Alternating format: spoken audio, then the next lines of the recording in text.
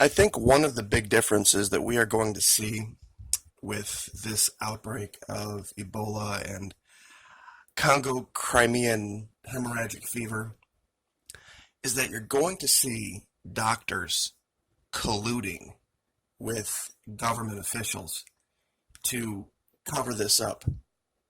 They're going to work with them. And this is a very recent, this is June 20 from chimpreports.com.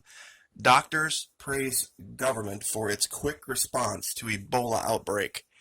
Now, they're talking about the response of inoculating 4,000 healthcare professionals. Now, they've also gotten permission to use 3 experimental drugs as well in this same region. Why would you need that if the vaccine is something you're giving out to people in the thousands?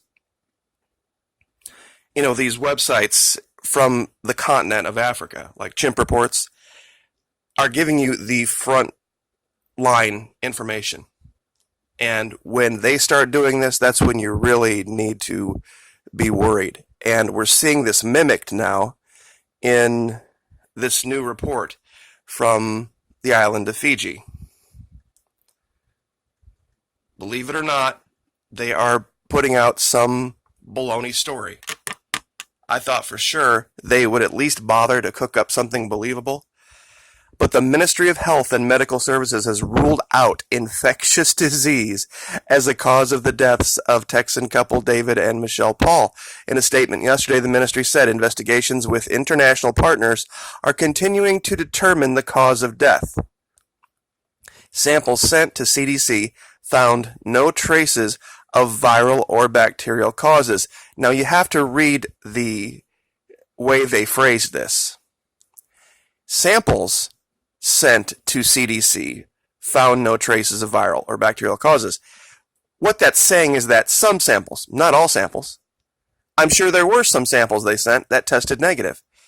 And that's really all they need to have to lie to you. They're not saying all samples, every sample. And they're also not saying any of the samples sent to Australia.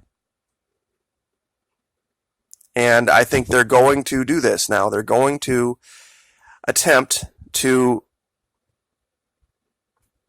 hide this more so than they have in the past. This is a very recent statement, and this guy pretty much puts it out in stark numbers. Now the number is up to 1,500 in its 11th month. It's the deadliest of the 10 episodes of Ebola in that country.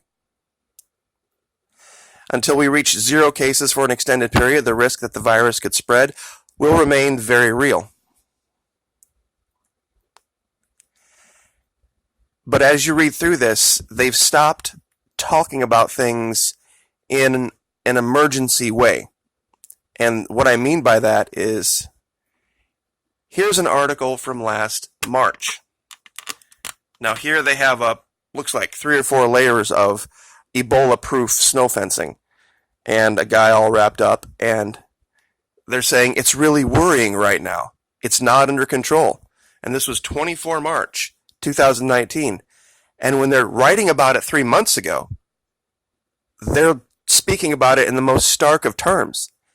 Now here we are 90 days later. 90 days later, and they're talking about it in more generalistic terms, like it's not that big of a deal. And they're congratulating doctors, and they're saying that it's not a world health emergency. It's not a global concern yet. But meanwhile, all of a sudden, other diseases are cropping up all over the world. 150 children this was India, from this, I think it's lychee fruit or lychee fruit, I don't know how it's pronounced, but they have this now.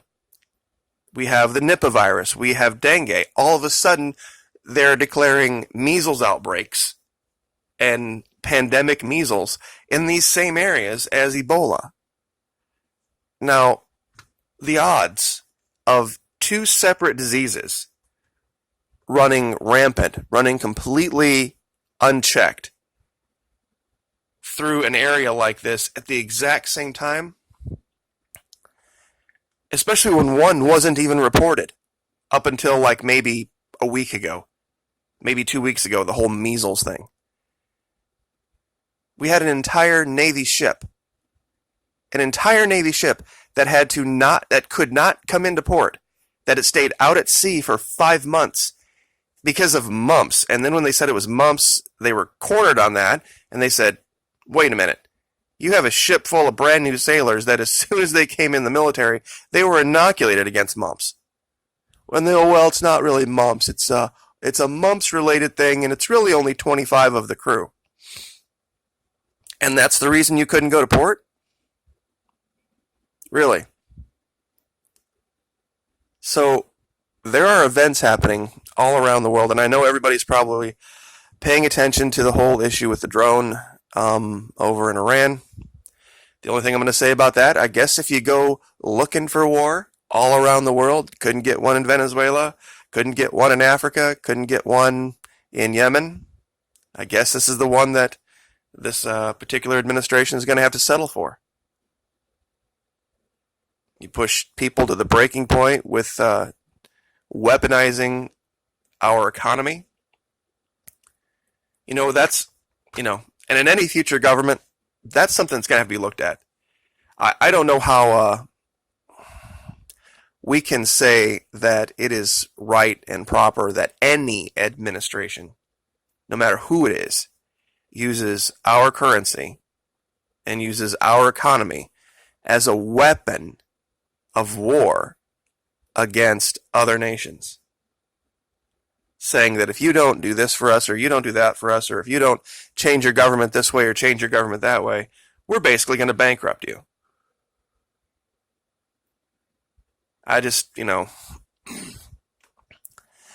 It costs as many lives as anything else. There was a study put out that actually Reuters did, that they found that 40,000 deaths in Venezuela were a direct result of sanctions. Nothing to do with mismanagement or evil, terrible, horrible socialism, but another story for another day.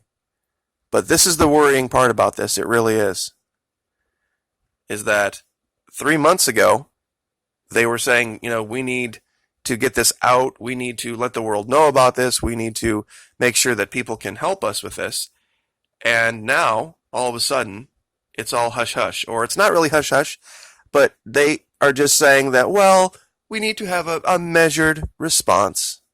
We need to praise, government. We need to tell them how good a job they're doing.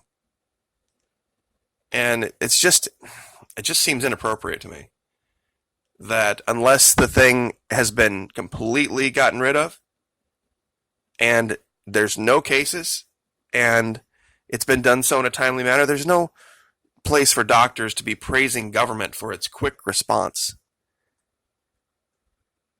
Because we don't know the end of this yet. I mean, they don't have any new cases recorded. And you see, and they're going to play these games too. So when you're reading these websites, look for those specific words. No new cases recorded. That doesn't mean there's no new cases. They're just not recording them. And I love this here, including the compassionate vaccination of more than 4,000 healthcare professionals. Really? Compassionate vaccination. That's an interesting term there. But also watch out for this thing called Congo Crimean fever. Excuse me. It is very dangerous, and honestly, with so many different things out there now, that anyone would tell you not being prepared is, or being prepared is like overkill. I don't know how anyone could say that at this point. Even if you didn't believe in Ebola.